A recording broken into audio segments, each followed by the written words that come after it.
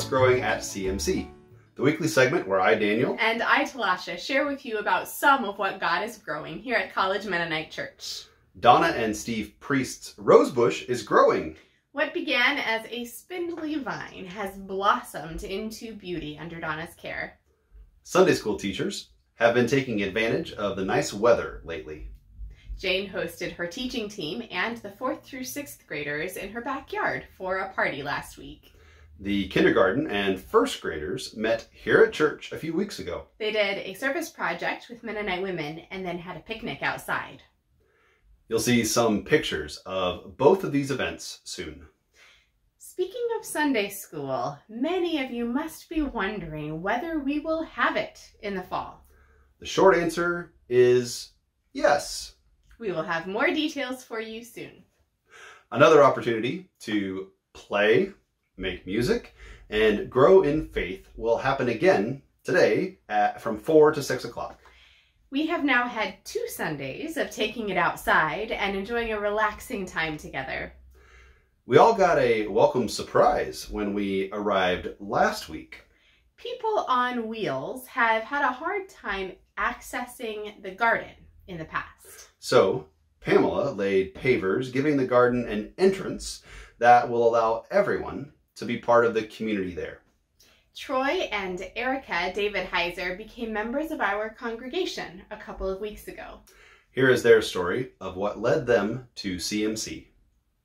When I look back on my faith journey, I cannot remember specific time that I accepted Christ into my life or chose to be a Christian.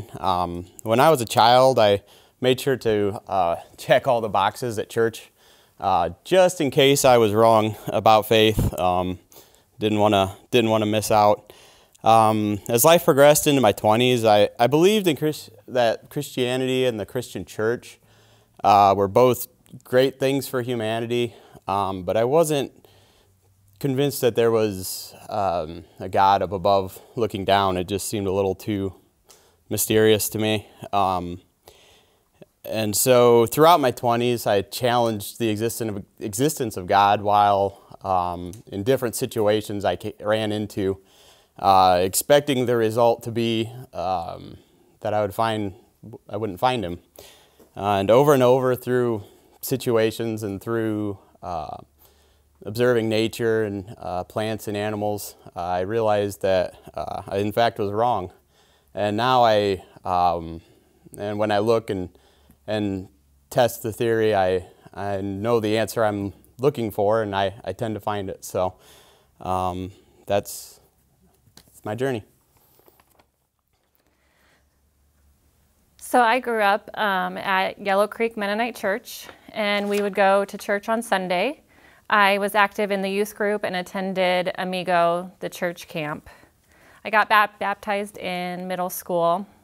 Just because everyone else in our grade was doing it, so it felt like the next right step. I thought as God as this figure of just a bearded guy up in heaven, just kind of looking down, but that was about the extent of what I was thinking. In high school, I hit a dark patch in my life that involved depression, an eating disorder, and a suicidal attempt. One of my best friends passed away of cancer when I was a junior in high school, and I was just really angry with God and kind of stopped praying, stopped being involved in church. And then with a lot of help from family, friends, and expert advice, I was able to overcome those dark times and start loving myself and God. I've been working to build a stronger foundation with God. Life still has its ups and downs, but now I have a solid foundation to lean back on. I now picture God as a loving friend who's always there for me and knows what's best for me. Since having kids, it has been a wonderful experience to watch them grow and learn more about God and to hear all of their questions and thoughts. We had visited a couple of churches before we came to college. College has just been the best children's program and definitely one of the more welcoming congregations. We have loved our connections we have made and the support we have been given. Thank you. Erica and Troy. We will hear from our other new members in a couple of weeks. Guess what? Compassion Camp is just 4 weeks away. The 6 of us who form the planning team are getting pretty excited. Our time together will include worship, storytelling, simple projects, and sharing outdoor meals. About a month ago, Madeline shared her outreach dreams for the weekend. Now, we'll share the planning team's relationship building dreams. I think we can do this best by painting a picture for you. Let's say that Jared and Addie Lehman and their 3 children register for Compassion Camp. Gay and Sanford Lehman also register, as does Bonnie Howland. We assign these 3 households to be a family group for Compassion Camp. They sit together for worship. Then they color their group coloring page while they talk about the story that they just heard. The first family group project is creating a centerpiece, so they will work together on that. Some of them go on a little walk to collect objects from nature for their centerpiece, while some of them sit with some glue and ribbon to begin working on the base of the centerpiece. They finish creating it together, and now it's time for lunch. They share a picnic basket with their new centerpiece in the middle of their circle. When Gay needs her water bottle refilled, Ryan jumps up to fill it for her. Gay and Sandy and Monty enjoy getting to know a family in the congregation better. The 3 children now have 3 new adults to relate to at church. And Addie and Jared don't feel alone. And that's the dream. We hope you will all join it. While we won't turn away anyone, we would love to have people sign up by July 4. That gives us time to pair up family groups. And to gather adequate supplies. And make sure there's enough food. In these months to come, let's take advantage of our county being in the blue and the ability to be outside. Come to worship in the morning. Take it outside on Sunday evenings.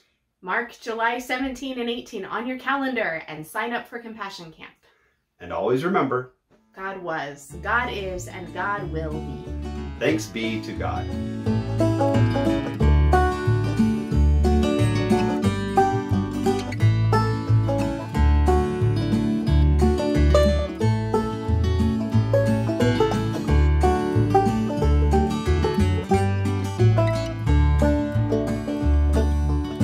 Reaping and sowing, planting and hoeing, there's something showing, popping up through the sod. The Spirit's blowing, new life we're knowing, giving and growing in the garden of God. Reaping and sowing, planting and hoeing, there's something showing, popping up through the sod. The Spirit's blowing, new life we're knowing, giving and growing in the garden of God.